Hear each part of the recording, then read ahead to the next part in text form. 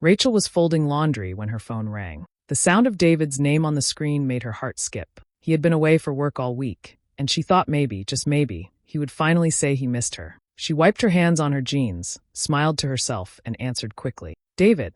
Her voice was soft, almost shy, as if they were still dating. There was a pause on the other end, just the faint hum of his breath. Then his voice came, low and steady but cold. Rachel, I want a divorce. My lawyer will contact you. For a second, she thought she misheard. What? She whispered, clutching the phone tighter. David, what are you talking about? He didn't raise his voice. He didn't sound angry. He sounded done. This isn't working anymore. You'll hear from my lawyer soon. And then, just like that, the line went dead. Rachel stood frozen in the living room, her hands shaking so badly she almost dropped the phone. Divorce. The word echoed in her ears like a scream. No fight, no warning, just a sentence dropped like a hammer. She sank onto the couch, trying to breathe, but her chest felt heavy, like something was pressing her down. Her mind raced. Maybe he was tired. Maybe he was stressed. Maybe this was some cruel joke. David loved her, didn't he? She replayed his words again and again, searching for softness, for hesitation, anything to show he didn't mean it. But all she found was emptiness. She glanced around the room. The kids' toys on the floor, the family photos on the wall, the blanket they had picked out together last winter. It didn't make sense. How could a marriage just end over a phone call? Tears blurred her vision, but she refused to let them fall. If she didn't cry, maybe it wouldn't be real. She whispered his name to the silence, hoping he would call back, say it was a mistake, that he did miss her. But the silence stretched on. Rachel curled up on the couch, clutching her phone to her chest, heart pounding, mind spinning. Divorce. Lawyer. Words she didn't want to believe. She closed her eyes and told herself he would come home tomorrow and explain everything. Yes, that had to be it, because anything else was too painful to accept. Rachel was 35, a wife and mother before anything else. For years, her world had been built around her husband, David, and their 2 children. Every morning, she woke early to pack lunches, prepare breakfast, and make sure the kids were ready for school. After they left, she cleaned, managed bills, and kept the house running smoothly. She did it quietly, without complaint, because she believed this was what love looked like. Giving, sacrificing, making sure everyone else was okay before herself. When she married David, she had dreams of her own. She loved writing, and once hoped to work as a journalist.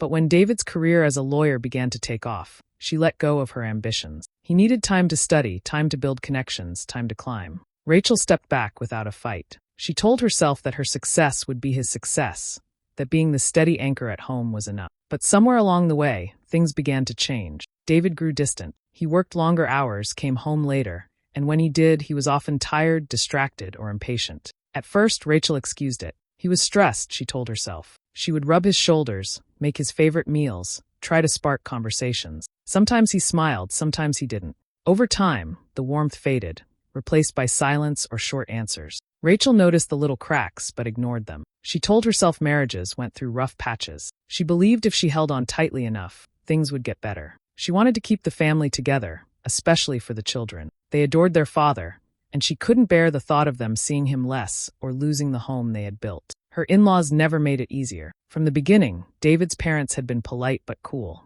They thought Rachel wasn't good enough for their son, who came from a family of wealth and influence. She came from an ordinary background, with parents who worked regular jobs and saved every penny. They looked at her simple ways as a weakness, even though Rachel gave everything she had to their son and grandchildren. She tried to win them over, helped at family gatherings, smiled through dismissive comments, and kept quiet when they compared her to other women. Nothing changed. Her friends noticed things she didn't want to admit. At parties or dinners, they saw how David spoke to her, sharp, impatient, dismissive. He often made decisions without asking her opinion, brushed her off when she tried to join a conversation. Once, after he cut her off in front of everyone, her best friend pulled her aside and asked if she was okay. Rachel laughed it off. "He's just stressed," she said. But deep down, the question stayed with her. Was this stress, or was this who David had become? Now, after that phone call, all those moments returned like heavy stones on her chest. The cracks she had ignored were signs she didn't want to see. He had been pulling away for years, and she had tried to glue the pieces together alone. Rachel's financial dependence made everything worse. Since she had given up her career, David was the one who earned the money, who controlled the accounts, who made the decisions. Rachel managed the home, but had little savings of her own. The thought of a divorce terrified her, not only because of the heartbreak, but because she had no idea how she would support herself and the children. She looked at her kids, bright eyes, messy hair, laughter that filled the house, and her heart ached. They needed her to be strong. But how could she explain to them that their father might leave? How could she protect them from the whispers at school, from the confusion, from the pain she herself could barely handle? The stakes felt crushing. If David truly meant what he said, her whole world would collapse. The life she had built around him would shatter, leaving her with nothing but pieces she wasn't sure she could put back together. And yet, even as fear wrapped itself around her, another part of her, small, quiet, but alive, began to stir. She wasn't ready to give up. Not on herself, not on her children. But for now, she sat in the silence of the living room, waiting, hoping, still half believing that David might call again and tell her it was all a mistake. It was 2 weeks after the phone call when Rachel finally heard the truth. She had been holding on to hope, telling herself David would come back, that maybe he had spoken in anger. One afternoon, while picking up groceries, she ran into an old friend, Claire. At first, their talk was casual, but Rachel noticed Claire's eyes darting, her voice lowering. "Rachel," Claire said gently, "I don't know if I should tell you this, but I've seen David. With someone else. More than once. It's been going on for a long time." Rachel felt the ground shift beneath her. "What do you mean? With someone else?" Claire hesitated but then nodded. "He's been with her for over a year. They don't even hide it anymore." Rachel's chest tightened. For months she had sensed something, his distance, the late nights, the way he guarded his phone. She had ignored it, clinging to the belief that their love could survive. Now, hearing the words out loud, the denial shattered. That evening, when David came by to pick up some papers, Rachel confronted him. Her voice shook, but her anger pushed through. "Is it true? Are you seeing someone else?" David didn't even flinch. He set the papers on the table and looked at her as if she had asked about the weather. "Yes, I am." Rachel's breath caught. "For how long?"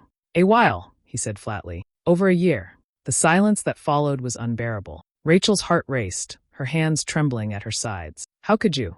After everything I gave up for you, after everything we built, how could you throw it away like this?" David sighed, as though her pain was an inconvenience.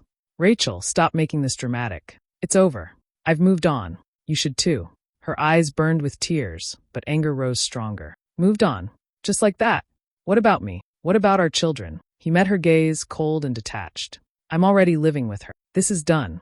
The sooner you accept it, the easier it will be for everyone." Rachel staggered back, as though he had struck her. Not only had he betrayed her, he had already replaced her. The man she thought was her partner, the father of her children, was living another life, while she sat clinging to broken pieces. Her voice cracked. "You destroyed our family, David." But he only shrugged, collected his things, and walked out the door, leaving her standing in the silence, tears streaming down her face. In that moment, Rachel knew her marriage wasn't just ending. It had already ended long ago. She had been holding on to something that no longer existed. The devastation inside her twisted into a burning anger, an anger that told her she couldn't let him crush her completely.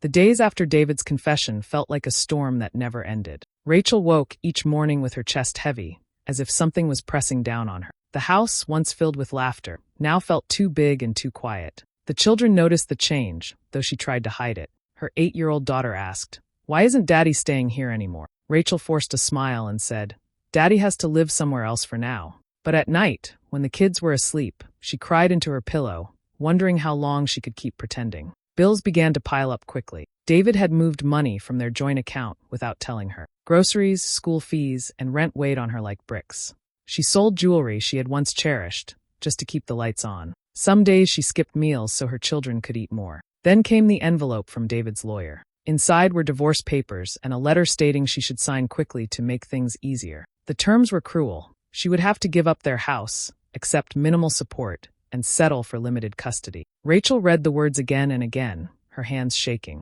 It felt like David was trying to erase her completely, as if the years of marriage and sacrifice meant nothing. When she reached out to friends, hoping for comfort, she was met with hesitation. Some avoided her calls, unsure what to say.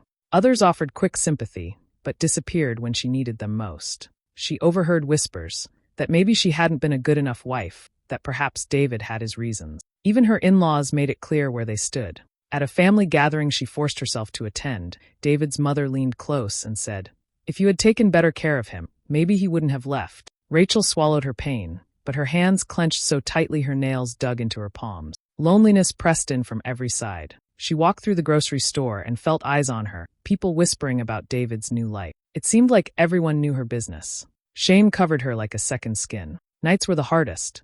Once the children were asleep, the silence grew unbearable. She would sit on the couch staring at the divorce papers, torn between rage and despair. Some nights she almost signed them, just to make the nightmare end. Other nights she burned with defiance, whispering to herself, "I won't let him take everything." It was during one of these nights that she called a local lawyer, whose name she found online. She sat across from the woman the next day, hands trembling, voice breaking as she explained her story. The lawyer listened carefully, then said, "Rachel, you have rights.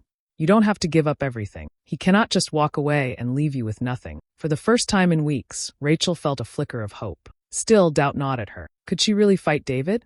He was powerful, confident, a man who knew how to win arguments. She had been silent for so long, always yielding, always keeping peace. What if fighting him only made things worse?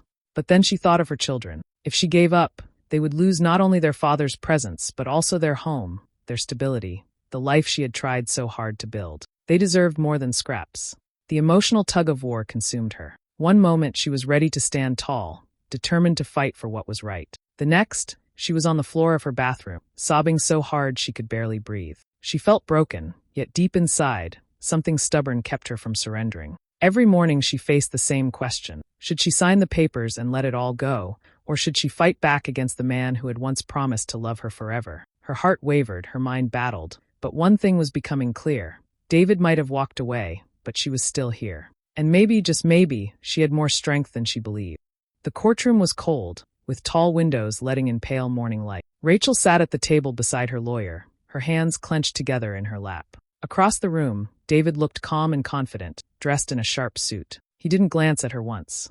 When the judge entered, the air grew heavy. The case began with David's lawyer painting Rachel as unstable. He spoke with smooth certainty, describing her as emotional, dependent, and unable to provide a stable environment for the children. Rachel's heart pounded as she listened. Every word felt like a knife. David sat there nodding, as if the lies were simple facts. He claimed she was irresponsible with money, that she had no career, that she couldn't survive without him. He even implied she was trying to keep the children away out of spite. Rachel wanted to shout, to tell the judge everything, but her lawyer touched her arm gently, reminding her to stay calm. When it was their turn, her lawyer stood tall and steady. "Your Honor," she began, "the evidence tells a very different story." She handed documents to the court clerk. "Here we see financial records proving that Mr. Miller drained joint accounts without his wife's knowledge. We have proof of large transfers to private accounts, all while Mrs. Miller struggled to provide food and clothing for their children." Rachel watched as the judge flipped through the papers, his brow tightening. "And further," her lawyer continued,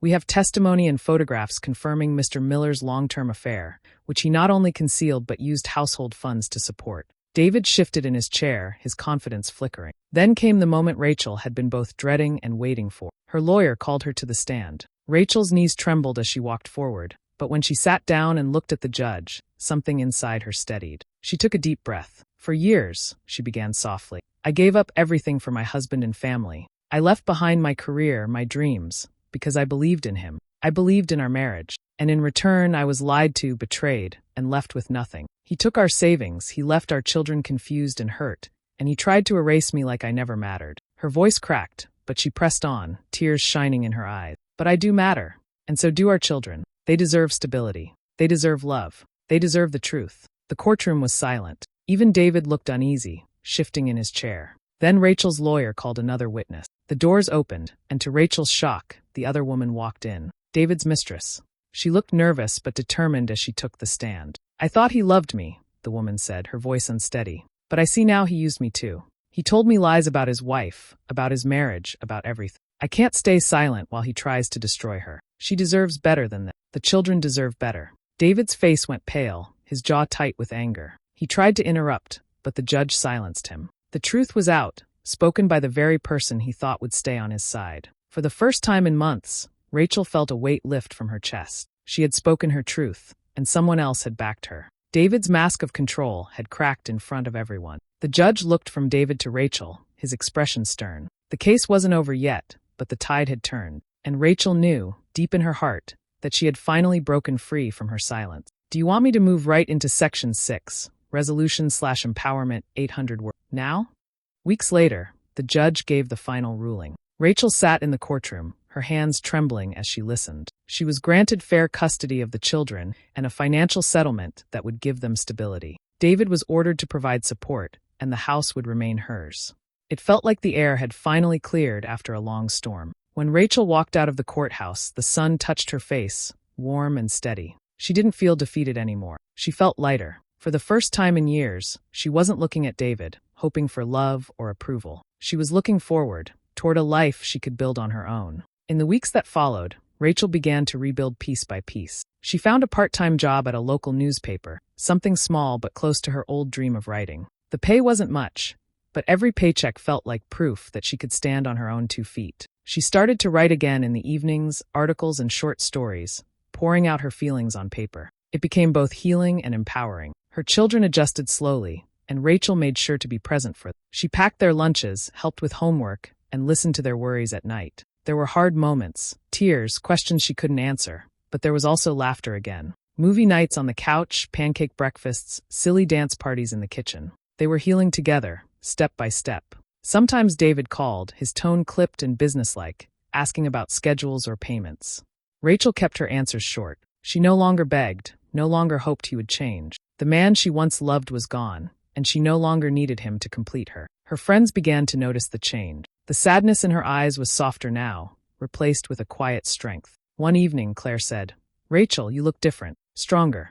Rachel smiled, surprised at how true it felt. She still had moments of doubt, nights when loneliness crept in, but she no longer let it consume her. Instead, she reminded herself of what she had survived. She had faced betrayal, humiliation, and fear, yet she was still standing, stronger than before. One night, as she tucked her children into bed, her daughter whispered, "Mom, are we going to be okay?" Rachel kissed her forehead and answered without hesitation, "Yes, sweetheart. We're going to be more than okay."